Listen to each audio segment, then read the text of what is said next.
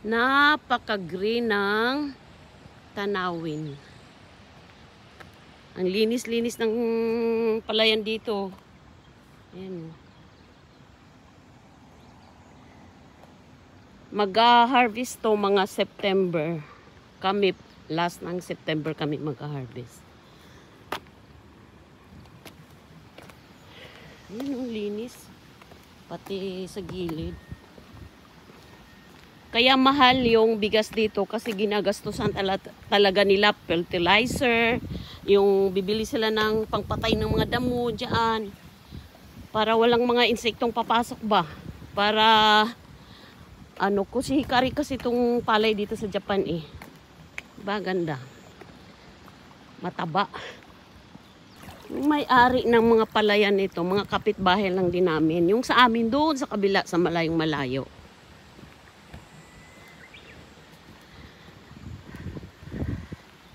Ayan. Sariwang-sariwa yung hangin dito. Bagay sa akin kasi may asthma po ako eh. Bawal sa akin yung mga alikabok. Ayan.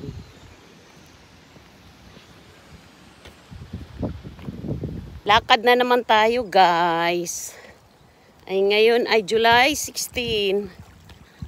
Ay, hindi siya, may dala akong payong. Ito, oh, kasi parang uulan. Yan. Kahapon naglakad din ako. Walang dalang payong. Mainit kahapon eh. Ngayon, makulimlim kasi. Kaya, baka biglang bumusang ulan. May dalang payong.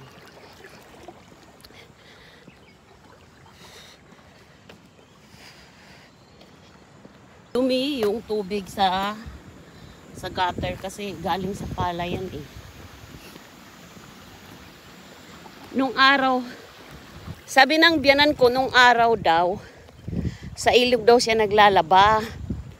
Sila naliligo. Dito sila kasi sa bukid nakatira 50 years ago yata yun. Sa ilog daw sila naglalaba. Eh ngayon, parang pinagbawal na yata kasi bawal magtapon ng madumi sa ilog. Grabe ang pawis ko. Yung may-ari niyan, yung mga nagtitinda ng mga buhangin at saka mga graba. Yung may-ari niya nagpupunta sa bar. Sus, hindi siya kuripot. Nagbibigay kayo ng tip sa amin yun. Bawat isa sa amin may mga 5K. Isang lapad may git. Matanda na. Minsan naliligaw sa bar ko yan. Ang may-ari dyan.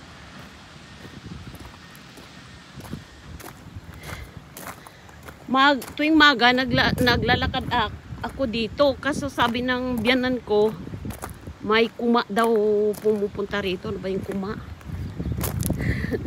Yun. Kaya natakot ako kasi baka lapain ako. Ngayon, tuwing hapon na lang ako naglalakad, tuwing alas 3. Kasi may nagsusorbi ng mga sarili nilang palayan. Nakikita ko sila. Hingal. Araw-araw guys, 40 minutes yung nilalakad ko. Dito lang rin sa lugar namin. Kahapon din naglakad ako. July 15 Monday.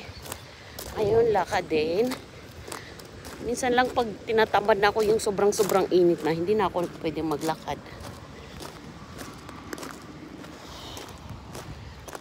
Init.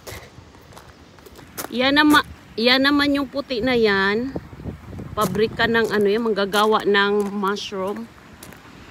Yan. Alam mo yung mga bukid na yan, may nakatira dyan. Tinanong ko nga sa asawa ko, meron ba yung may-ari yung mga bukid na yan?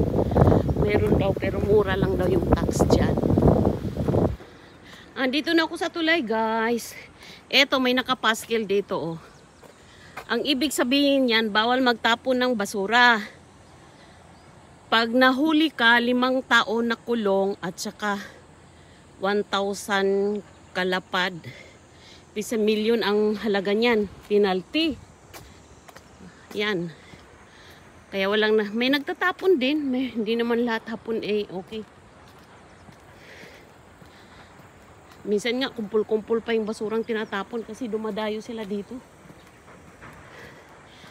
Disiplinado sila pagdating sa mga ganyan. Ayaw nila mag-penalty. Andito na ako sa may tulay. Kahapon, grabe ang tubig dyan. Umaapaw. Ayan ngayon umuulan siguro sa ibang lugar. Ayan, malabo ngayon, malalim Minsan pag bagyo talaga, abot hanggang dito, dito, aakyat yung tubig dyan, hanggang doon, ganyan. Yung mga tanim na palay, magiging dagat tingnan yan. Yan. Hindi naman nabubunot yung palay. Ang problema, yung mga basura, yung mga kahoy-kahoy. Napunta dyan. Yan. Pupunta yung parang dagat talaga. Yung umaapaw yung tubig. Yan. Ayun mo, pag may bagyo, wag naman sana. Bibidyo ko ulit.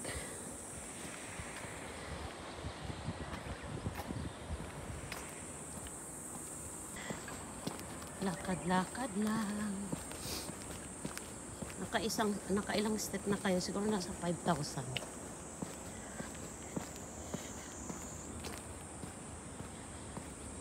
Butas na yung sapatos ko na yan. Pumapasok yung buhangin. Sayang kasi pag tinapon din.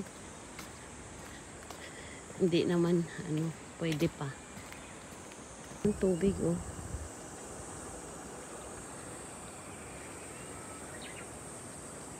Nung araw, wala pa tong tulay na to, yan, tumatawid kami dyan, naabutan ko pa yan, may bangka dyan. Pero pag ganyan malakas yung ilog, siyempre walang bangka. May bangka dyan, magkano ba yung bayad?